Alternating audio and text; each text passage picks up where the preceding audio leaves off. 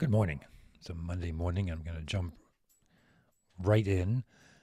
Uh, the the focus for this week is the mystery, the creation. Right. So last week, the first video of the kind of principles series, I talked about like the principle of practice, which is the intersection of the understanding of the self and mystery, the mystery of creation, the mystery of the cosmos, the mystery of the fact that there is something rather than nothing, and the practice of meditation, or the practice, the kind of the spiritual way. One way of looking at it is establishing that intersection and then stabilizing it and growing it, maturing it, reaching out for this equanimous, this equilibrium. And I thought I would try to articulate some of the ideas that coalesce around the mystery, like in my thinking. And that's all this is. These are stories that I tell myself when I think about what is the cosmos. Right? So it's kind of, I expect that each of you have different stories that may be informed by science. They may be informed by a religious, like an actual creation myth that has been handed down to you. But over the course of the next 4 videos, let's prompt that discussion. Now, for me, to start with, a lot of this, a lot of these ideas, a lot of the stories, the narratives that I hold close and dear, really come from my exposure to Terence McKenna. And in fact, 2 of his ideas that I will return to through the week, when I was making my notes for this, and I knew what I wanted to talk about, but I wasn't quite sure yet what I would say, I realized that I am really shaped by 2 ideas that I got from McKenna. And the first is the idea of what he says. He says, history is the shockwave of eschatology. So eschatology, the eschaton, is the end of time, which I would urge not to think of as a linear moment with the clocks are running and running and running, and then they stop running and everything is over. The end of time is not the end of all things. It is instead, well, we'll talk more about what it is, but it's kind of a stepping aside. And so in this hyperdimensional space, McKenna envisions an object that is throwing off illumination that catches visionaries and artists throughout history. It's a very interesting concept, because he also is very clear that history gets its own quotes and is the narrow window of the last 20,000 years or so since real human language evolved. So very interesting. Idea 1, the eschaton, the eschatology, and the glittering hypercube in hyperspace, the eschaton. That's a very famous idea. It was included in a lot of, not a lot, it was included in one very, very famous 90s rave song by a group called The Shaman. So you've probably heard it. The second idea that McKenna talked about, I don't think got quite the circulation, but also came from the rap sessions that were recorded that McKenna gave. And it's this idea that complexity, including human culture, is the result of the cooling of the universe, and we start with these sort of subatomic, that right up to the singularity. There is no distinction at any level, and as things cool very rapidly, we get subatomic behavior, we get chemical bonds, and as things cool and cool, we are able to see or evaluate or experience greater complexity, leading to the epiphenomenon of consciousness. This I find really important because it, to me, shows the foundational nature of consciousness.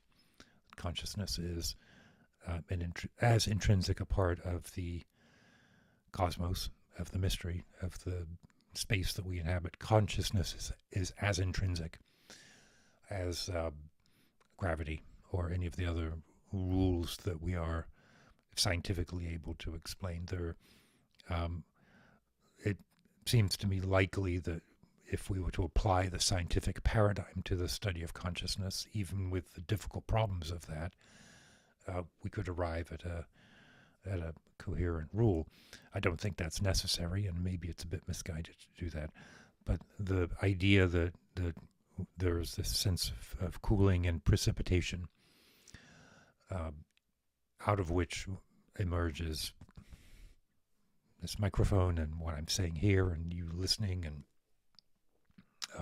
the culture we live in, that I find deeply inspirational, because if that's the case, it holds true that our spiritual aspirations are kind of a return or an integration of that previous sense.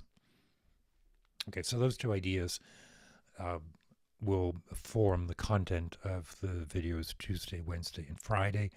Thursday, as always, is going to be meditation Q&A.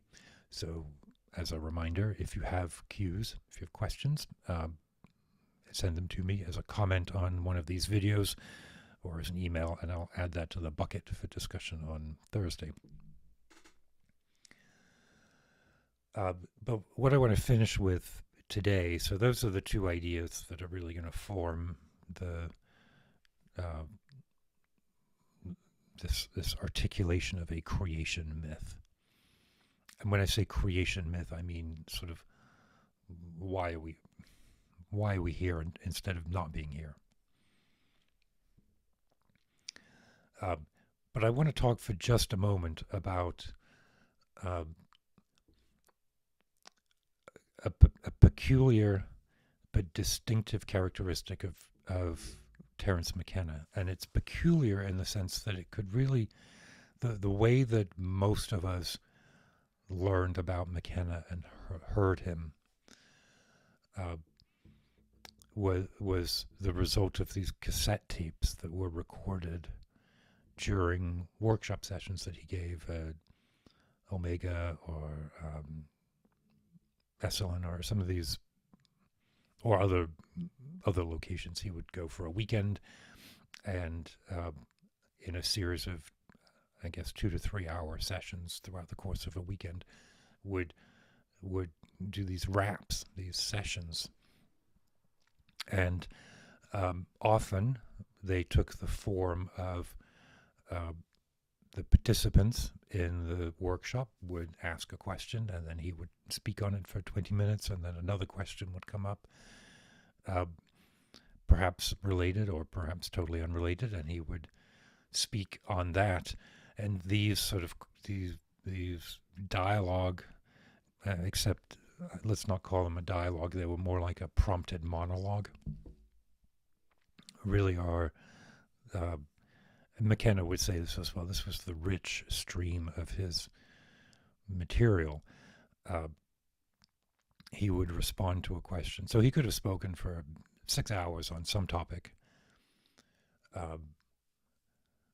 alchemy or evolution or space exploration or quantum physics, whatever was front and center on his mind as he started the workshop. But then these questions would come in and would redirect. And these were all, let's say this was in the 90s, late 80s, early 90s. I first heard some of these maybe in 2000, 98, 99, 2000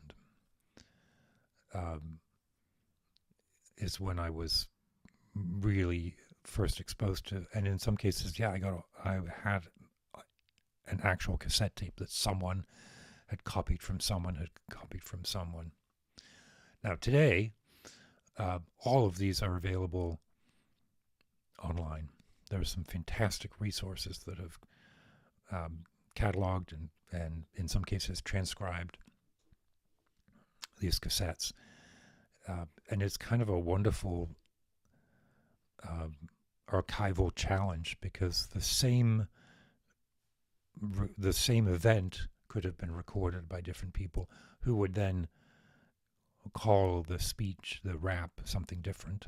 So you could have the exact same material with a different title, because he didn't title the pieces. The people who participated would listen and then name the recording after a particularly pungent phrase. You also have these ideas changed over time. So you could have different workshops over the course of a year or two where the same idea was presented in to different degrees or evolving. So his ideas of novelty, you can hear it evolve over time.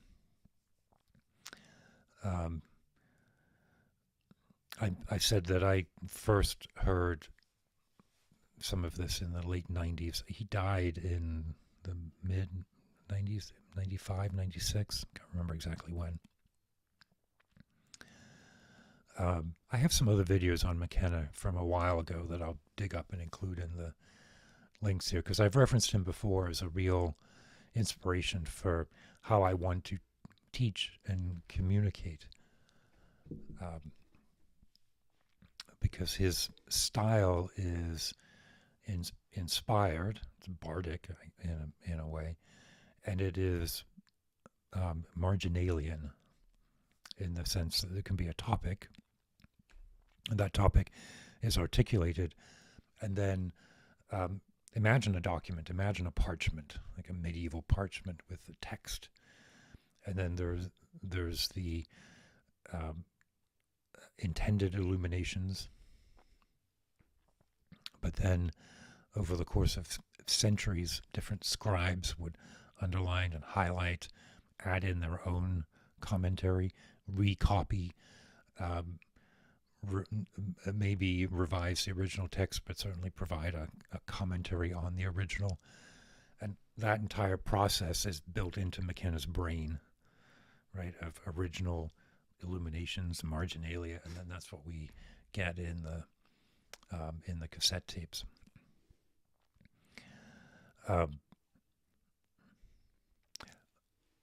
These videos that I do are really inspired by that idea and by that technique. So obviously I don't script these. I do have a talking point that I start with. And sometimes there's 2 or 3 that I might write down and think I want to hit these points.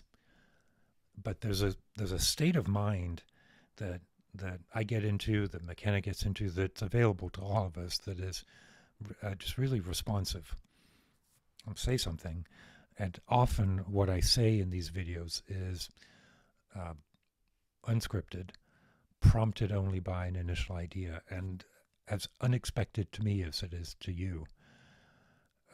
I will sometimes say a perfectly coherent sentence, and it's almost as if I've stepped aside to let that sentence come out.